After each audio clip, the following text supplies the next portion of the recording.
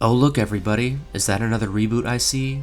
Do I see another beloved franchise being turned into garbage? Is that Kathleen Kennedy taking a fart on Indiana Jones's whip?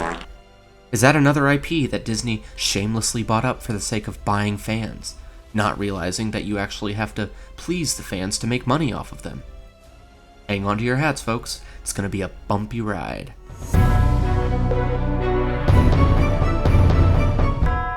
What happened to the magic, the adventure, the event that was the release of a new Star Wars film? Oh wait, that's a different Lucasfilm property that Disney also destroyed. What happened to the magic, the adventure, the event that was a release of a new Indiana Jones film? Well, I'll tell you what happened to it. Disney bought Lucasfilm.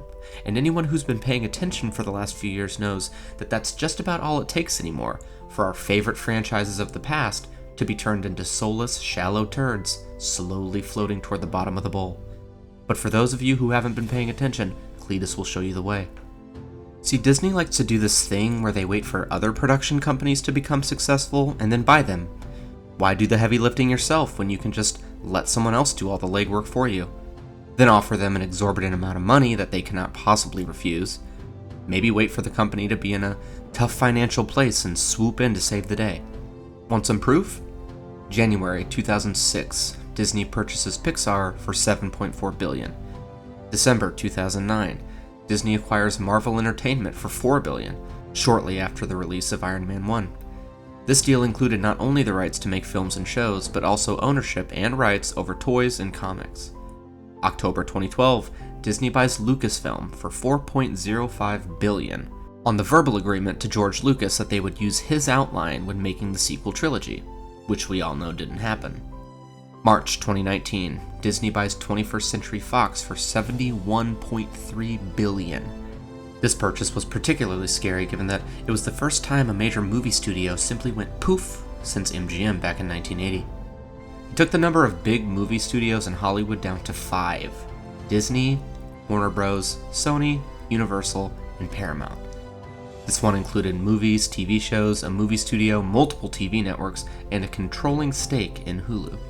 So yeah, Disney's not the hero we wanted, nor the hero we needed. Actually, just not a hero at all. More like a monopoly.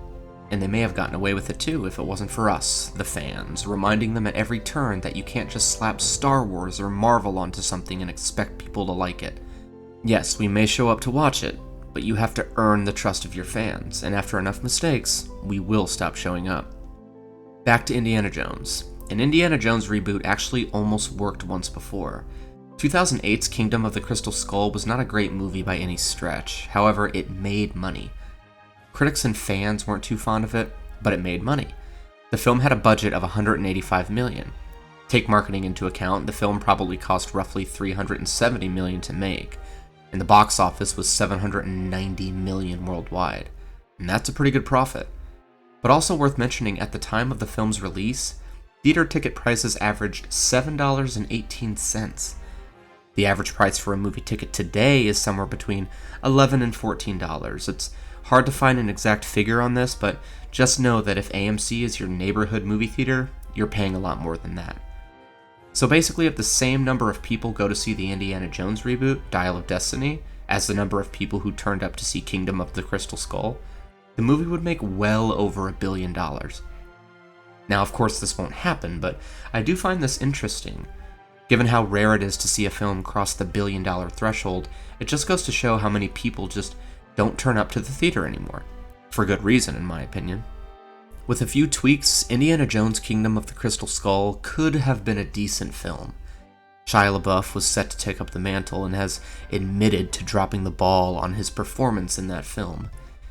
It may have gotten a sequel if it was received a little better, but Paramount clearly wasn't confident in a sequel's ability to bring audiences back.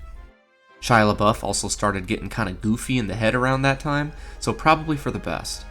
But for the reboot, the budget currently sits at $295 million, a hell of a lot more than the 2008 film, and a hell of a lot more than Disney can afford if they wish to turn a profit. It's one of the top 15 most expensive movies ever made. But why do I think it's going to be a huge dumpster fire? Well, pretty much everything that president of Lucasfilm Kathleen Kennedy touches turns to hot turds. Those ones that really burn for like a day or two after. In fairness to her, she was at one time behind the making of some truly great films such as E.T. and Back to the Future. However, ever since Disney's acquisition of Lucasfilm, she's become a company gal and pushes that stereotypical Hollywood agenda hard. Watch this video if you want to know more about that, but essentially I don't think as a producer she has the chops to put the right people in the right places to make a good film anymore. What she and company did to Star Wars was a travesty. The Willow reboot was one of the most laughably bad shows to ever walk this earth, and I suspect Dial of Destiny will be much the same. The film was also subject to a lot of reshoots, which typically is not indicative of a production running smoothly. The most damning evidence that this movie may indeed flop is actually the critiques. The film premiered at the Cannes Film Festival, so enough critics have seen it to start lending their opinions, and they aren't too great so far. I normally don't lend much credence to what critics have to say. It seems lately audiences tend to hate what they love, especially when it comes to big budget films produced by big money companies. Almost makes you wonder why they leave such flattering reviews so often.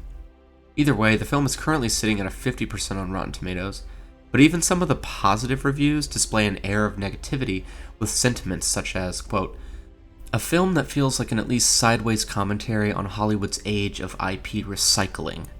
There have been better Indiana Jones movies, but it's good to see one more romping send-off for the character," end quote. And this is one of the positive reviews. The basic sentiment seems to be that the film is too long, the fan service is forced, and the film is trying too hard to be something it's not. From Flicks, quote, "A film that inherits the directing mantle from Steven Spielberg should know when to step it up. It's about time executives realize that franchises can't be cleanly separated from the visions and talents of those who made them," end quote. Obviously, I haven't seen the film yet, but the sort of sentiment is very similar to how I feel when it comes to what Disney did to Star Wars and what Amazon did to Rings of Power.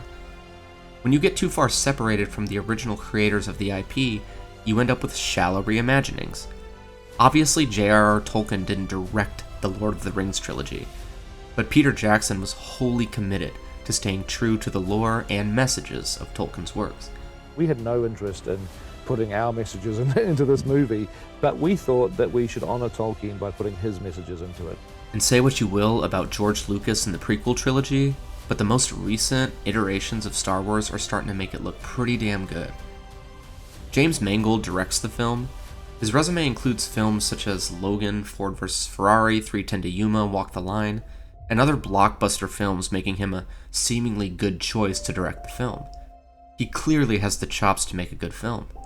In an interview with IMDb, Mangold said that he was originally hesitant to take on the role due to his deep admiration for Steven Spielberg. But when he found out that the story was still quite open-ended, he realized he could steer the story in a way that he liked.